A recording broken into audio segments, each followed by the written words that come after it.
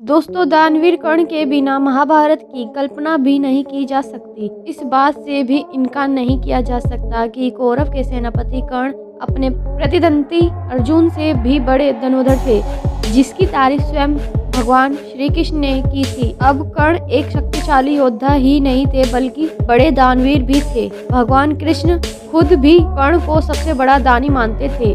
अब भगवान कृष्ण तो कर्ण की परीक्षा लेने गए और कर्ण के व्यवहार से खुश होकर उसे वरदान भी दिया। लेकिन आखिर हनुमान जी ने उसे ऐसा क्या दिया, तो आइए जानते हैं। लेकिन उससे पहले अगर आप हमारे चैनल पर नए हैं तो हमारे चैनल को सब्सक्राइब कर बेल आइकन ऑन कर ले और कमेंट में राधे राधे जरूर लिखें। दोस्तों, अनजाने में किए हुए कर्म और दूसरों की भलाई के कारणवश कर्ण को 3 श्राप मिले, जो प्राण घातक हुए।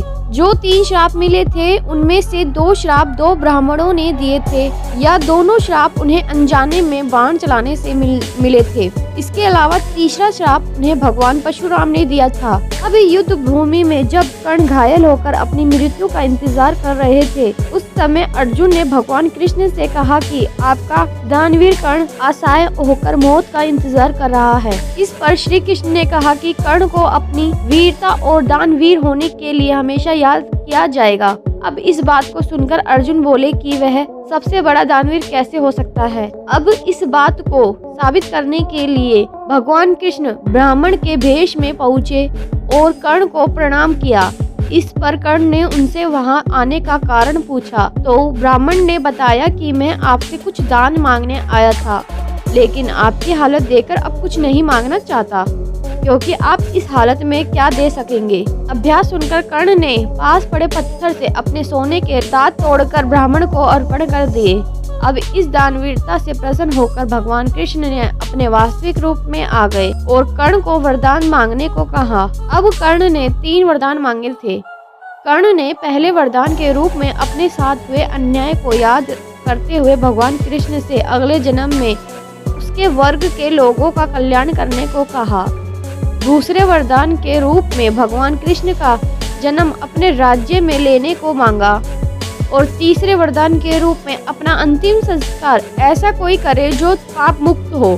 अब वरदान देते हुए भगवान कृष्ण ने सारे वरदान स्वीकार कर लिए, परंतु तीसरे वरदान से भगवान कृष्ण दुविधा में आ गए और ऐसी जगह सोचने लगे जहां पाप ना हुआ हो। परंतु भगवान कृष्ण को ऐसा कोई पाप मुक्त या समझ नहीं आया।